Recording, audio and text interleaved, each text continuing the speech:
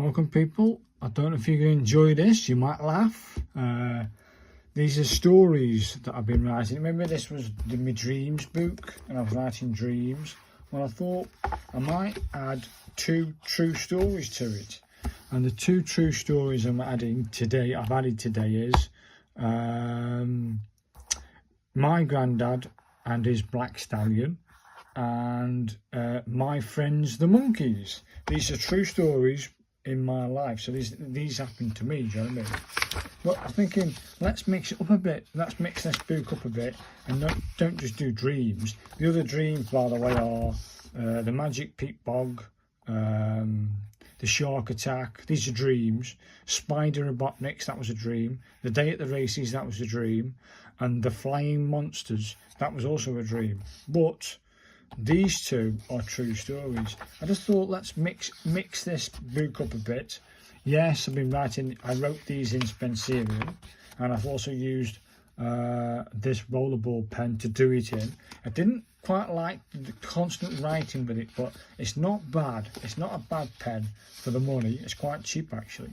So yeah, these are all the stories, and this is the if I bring up a bit, you can see it all. That's my granddad and his black stallion. A true story, this is. I'll read it to you, and then I'll read you the my friends the monkeys. Hopefully you enjoy these stories, because they're actually true. You might laugh. I don't mind if you laugh, but here goes anyway. One day, this is my granddad and his black stallion. One day, my sister and I wanted to visit our granddad and grandma. When arriving at the house, only grandma was in. She said, "He's up the stables feeding the horses." So we set off for the stable. When we arrived, he had cleaned out one with the brown horse. That left the big boy, the black stallion. He was in the field, running around being crazy as normal. Grandad said, "Stand over there and pat him. Keep him calm." So we started to stroke the big black horse, being scared at the same time. Grandad was finishing up and was walking over to us. We said, "He's nice and calm, Grandad, ready to go in." So we're sort of stroking him. He was standing there by a fence by the gate, you know what I mean, stroking him, and that calmed him down. He said it would, and it did. So we're stroking him. We've been, we're helping him out, because he couldn't stand him being crazy, do you know what I mean? So it's at that point I felt 2 hands between my armpits, and he pulled me up onto the black stallion, bareback, and smacked the horse's back end, and he bolts down the field. So he picks me up like that in my armpits, whooshes me onto this black horse, black stallion, bareback, and whacks his bottom. Woof! I'm flying down this field. The horse knew where he was heading, straight for the big oak tree branch.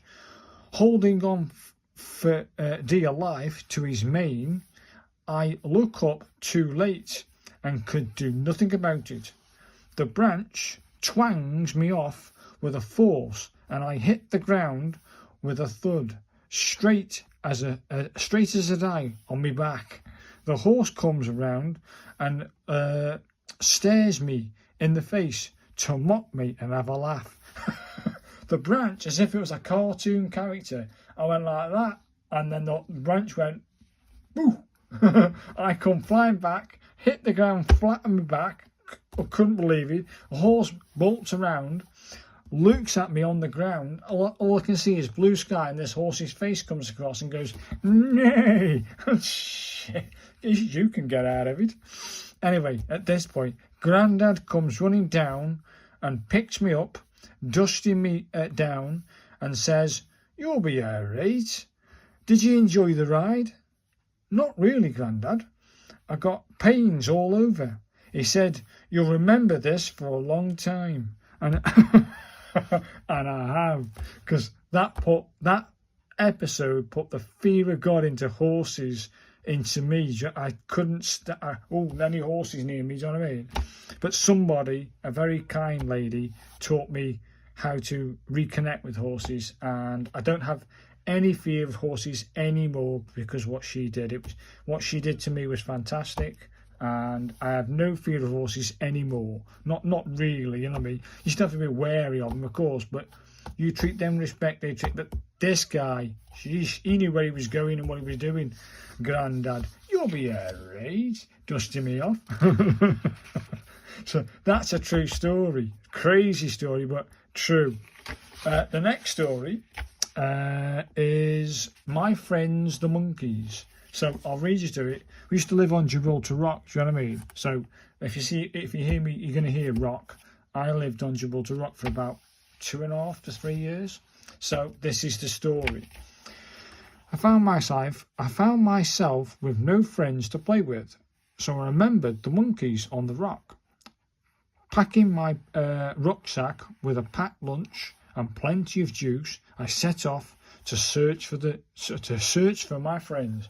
So all my friends were off gallivanting, going to the beach, or and I had 2 or 3, or they weren't coming out, so I had no friends. I wanted to go and do something, do you know what I mean? So I chose to pack up a packed lunch, get some juice, and go up the rock and play with the monkeys. Anyway, I did not want to go the normal route because there would be too many people around, and I wanted to get to where the monkeys live. So I snuck past the guards and started to climb the boulders, hopefully reaching where they are. Halfway up, I came across a wall of marble with no holes to help me climb. I've gotten this far and was not going to give in. So I had my lunch and juice, very needed after climbing halfway up, and I had a little juice left. So that little tiny bit, I had a little tiny bit of juice left. I'd eaten it all. The whole point going up was to feed some of my lunch to them so they can be friends, you know what I mean? And then I could have a little bit, they could have a little bit. That was the idea. But the route I took was crazy. Anyway, I was now facing a wall of marble with no footholds or handholds. There was, however, 1/2 centimetre waves of ledges for which I could just get my fingertips to, and using my trainers for added friction. I start to climb, but halfway up, about 7 foot up, the ledges were no more.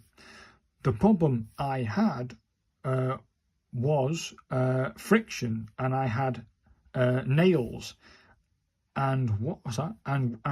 And for which is no good for climbing. So if you've got nails here, if you've got pads, you can get on. They were 1/2 centimetre, like a big wave of nothing, and then there'd be like a weight. You have to stretch up, and you can just get your fingers on the edge of this little, like 1/2 centimetre.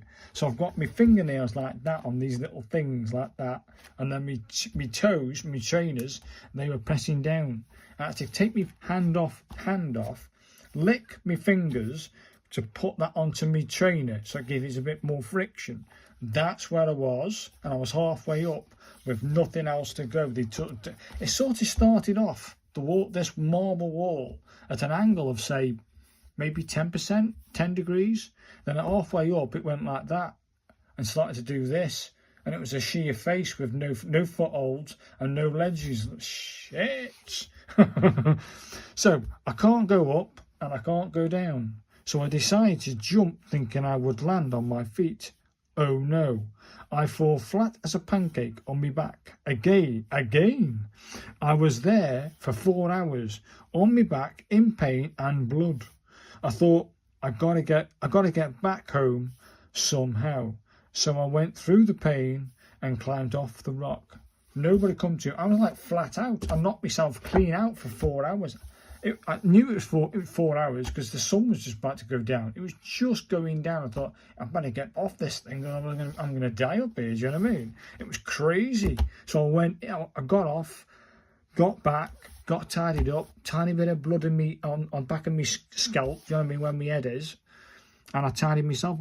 I've never told anyone this story, so this you're getting it fresh. No one knows about this, so this is brand new to everybody that might listen to it or read it.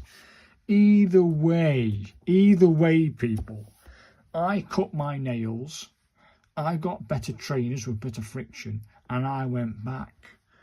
The next day, with cut nails and better trainers, I succeed and reached the top, and I did it.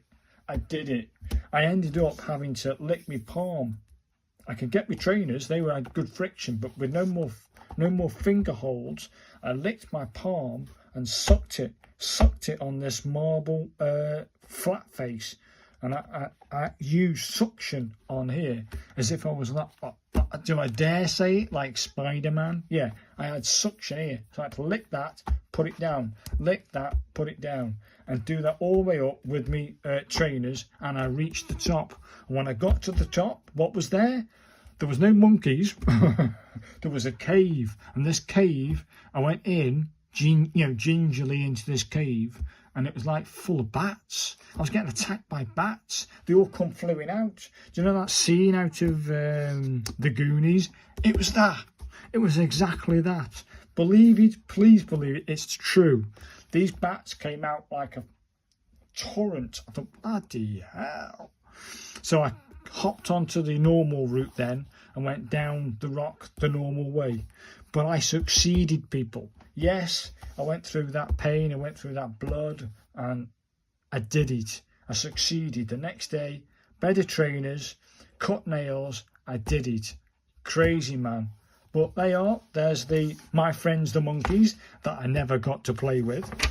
And then my granddad and his black stallion. I remember that for a long time. But there you go, people. Hopefully you've enjoyed them two stories. And you've had a laugh. Because it is funny, but also I succeeded in that last one, which made me, I remember that story for the rest of my life. I succeeded in climbing that marble wall. Sheesh. So thanks for watching, guys, and I look forward to sharing some more stories with you. All dreams in what I call my Dreams and True Stories boot now. Thanks, guys. I look forward to any likes or comments. So bye now.